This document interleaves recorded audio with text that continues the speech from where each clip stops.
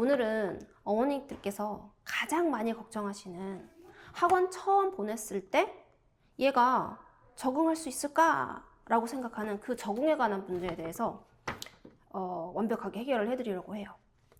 먼저 이제 우리 아이가 유치원을 졸업하고 또 학교에 보내야 되고 학원까지 보내야 된다라는 그 마음에서 오시는 그 걱정, 그 부분은 제가 충분히 이해를 하거든요, 어머니. 그래서 어떻게 적응을 하는지 한번 보도록 할게요. 먼저 대부분의 아이들은 이미 유치원에서 자기가 영어를 접한 그 베이스를 갖고 와요. 그렇기 때문에 학원에 일단 오면 아예 영어를 안 했다가 아니라 어느 정도 내가 경험을 해봤어 라는 그걸 알고 오기 때문에 뭐 아예 글을 못 읽거나 그런 문제의 적응으로 걱정을 하지는 않으세요. 여기서 중요한 적응이라고 하는 건 오랜 시간 얘가 학원에 앉아 있을 수 있느냐 하는 거죠. 그리고 또 원어민 선생님도 꽤 많이 접촉을 했을 거예요, 유치원에서. 그러나 원어민 선생님이 유치원에서는 짧고 아주 간단하고 또 뭐 10분이나 20분 정도의 그런 시간만 이제 접했기 때문에 긴 시간 동안 대략 1시간 아니면 50분 가까이의 시간 동안 얘가 원어민이랑 소통을 좀 할 수 있을까? 혹시 그 소통이 안 돼서 답답하거나 또는 학원에 영어에 학을 떼는 거 아닌가? 이런 생각들도 많이 하시거든요. 그런데 이제 저희 팝콘 같은 경우에는 일단 아이들의 적응을 놀이, 재미로 시작을 합니다. 생각해 보시면 유치원에서 얘네들이 엄청난 학습을 통해서 영어를 접하지는 않았을 거거든요. 그렇기 때문에 그 맥락을 그대로 가지고 오는 거예요. 처음부터 써라, 외워라, 따라해라 이게 아니라 저희가 또 보드가 되어 있기 때문에 보드를 통해서 노래도 해주고 율동도 하면서 아이들과 살짝의 눈치 게임을 하면서 학습을 시키고 또 그거에 대한 보상 심리로 또 게임을 해주고 그리고 또 학습을 하고 또 이제 아이들을 보내기 전에는 또 노래나 율동으로 또 즐거움이라는 걸 가지고 갈 수 있게 마지막까지 이 맥락을 이어가도록 해주는 거거든요. 예를 들면 원어민 선생님께서도 그냥 단순하게 스피킹북을 가지고 가서 이거 읽어보자, let's read 이게 아니라 뭐 예를 들면 재미있는 뭐 그림 그리기 또는 컬러링을 할 수 있는 페이퍼 이런 거를 준비를 해가서 아이들이 미션을 하도록 유도를 하세요. 일단은 처음에 제일 좋아하는 건 아이들에게 있어서 만들기, 그리기예요. 그러면 그리기를 하려면 일단 색깔에 대한 인지가 필요하겠죠. 그러면은 선생님께서 가지고 있는 크레용으로 색깔을 인지시키세요. This is red, this is blue 하면서 그러면 아이들이 그걸 보고 나 저거 알아. 나 저거 몰랐는데 이런 식의 피드백이 오기 시작해요. 그러면 선생님이 한 번 더 어텐션을 주세요. 그러면 아이들이 따라 하겠죠. This is red, this is blue 따라 한단 말이에요.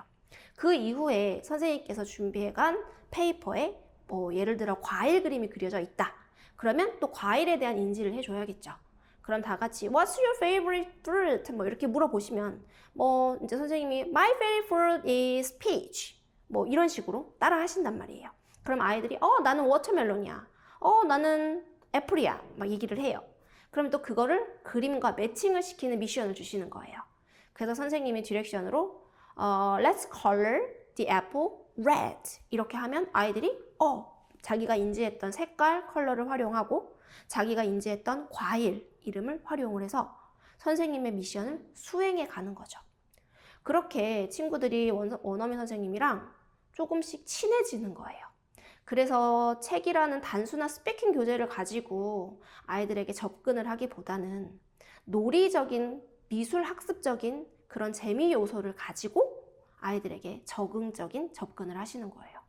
그렇기 때문에 어머니들께서 걱정하시는 것만큼의 그런 적응에 문제가 생길까라는 그런 문제는 사실 없어요.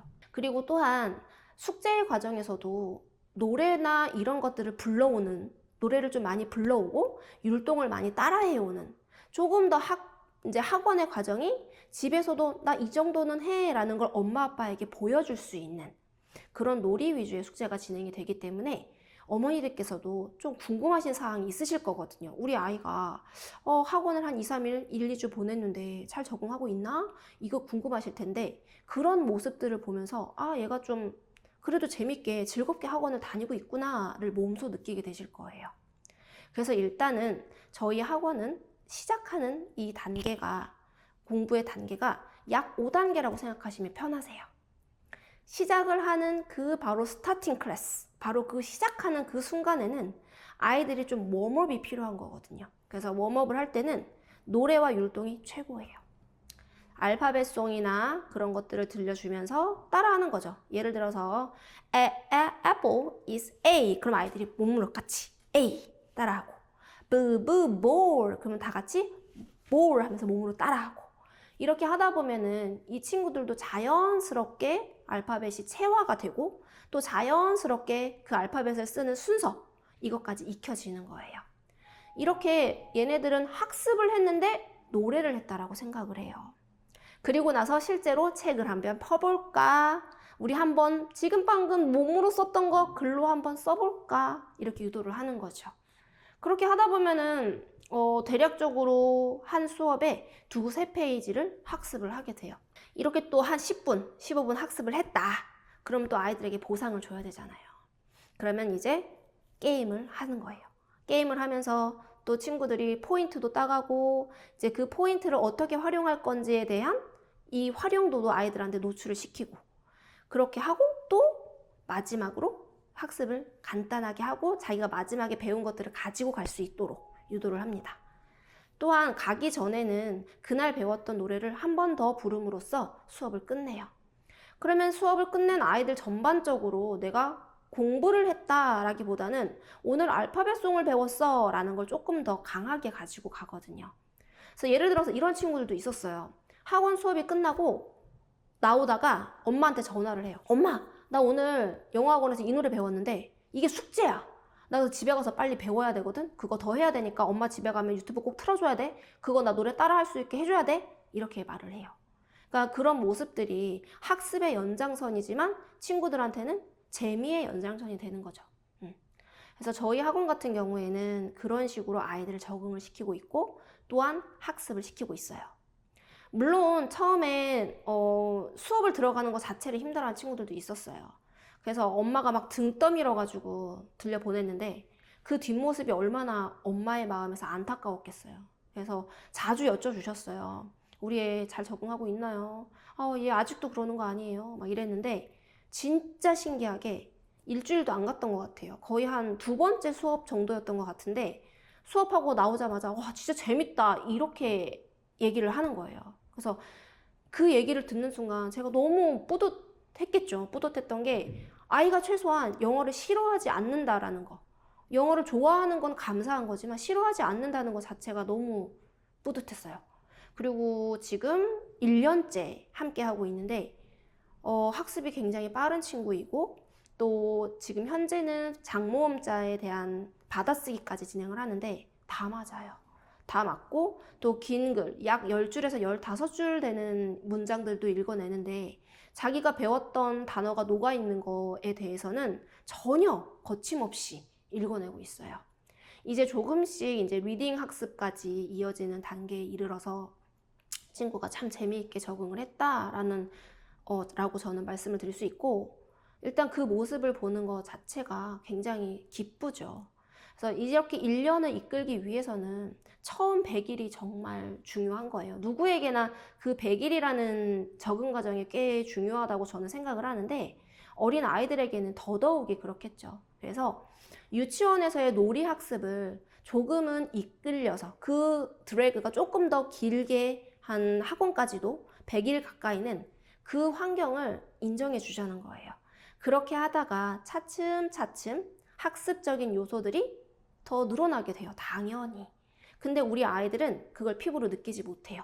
왜냐하면 여전히 노래도 하고 있고 여전히 원어민 선생님과 책으로 학습을 하지만 선생님께서 논리적인 페이퍼를 전달을 하면서 액티비티를 유도하시기 때문에 아이들은 맨날 공부하는 거야? 이 느낌이 아니라 오늘도 좀 재미있게 놀았어 라는 기분을 많이 가지고 가요. 그렇게 하다가 3-4개월이 지나면 자기가 읽을 수 있는 양이 늘어나기 때문에 아이는 어느 순간 학습에 대한 재미를 느끼게 돼요. 이때가 되면 어느 정도 학습자로서의 역할을 한다는 거죠.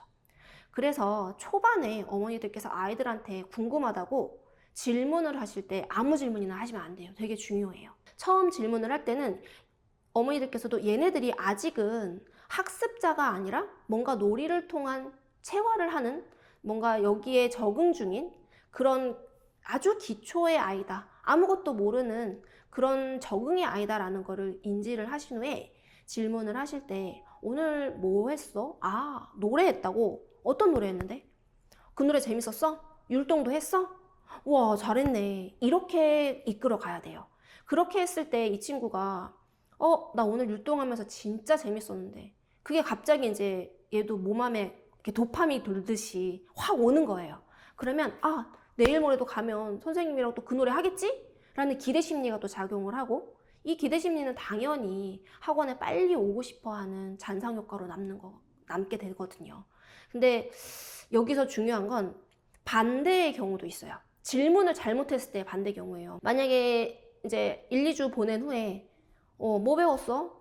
알파벳 그만큼 배웠어? 그래서 다 외웠어?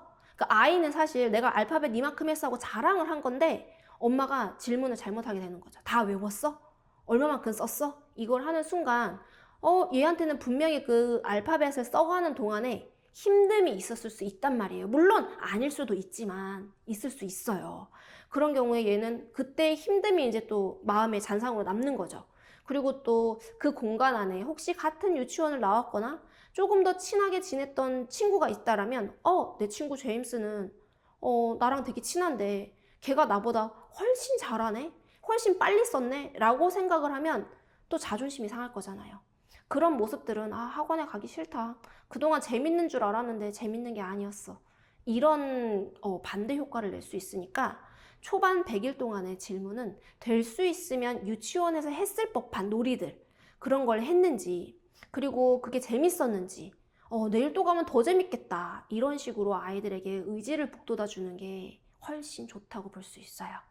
그렇게 했을 때 친구들 적응은 너무 자연스럽게 스며들게 되고, 또 그게 지금 현재에 이르러서는 거의 10분 안팎의 놀이만 하거든요. 안팎의 노래를 해준다던가 율동으로 하고, 그 나머지 80%의 시간들은 모두 다 학습을 하는데도 재밌다고 해요. 그러니까 처음 100일 동안 아이가 잘 적응할 수 있도록 많이 응원해 주시는 게 어머님들, 부모님들의 역할이에요. 물론 처음 학원을 보내고 얼마나 궁금하시겠어요. 얘가 잘 적응하고 있는지, 잘 배우고 있는지, 또 뭘 배우는지 얼마나 궁금하시겠어요. 그래서 아이들한테 시시콜콜한 것들까지 모두 여쭈실 건데, 그런 경우에 학원의 문을 두드려 주세요. 궁금하신 게 있으실 때마다 언제나 저에게 카톡을 주시고 학원에 전화를 주시고 담임 선생님과 통화할 수 있냐고 물어주세요. 그렇게 되면 어머니의 그 궁금하신 사항들이 저희들도 그 사항들에 조금 더 잘 정확하게 보답을 드리고자 하고, 그게 신뢰로서 저는 답을 드릴 수 있다고 생각을 하거든요. 그러니까 그렇게 부탁을 드리고, 또 새롭게 시작하는 모든 학부모님과 우리 아이들 제가 열심히 응원하겠습니다. 네, 감사합니다.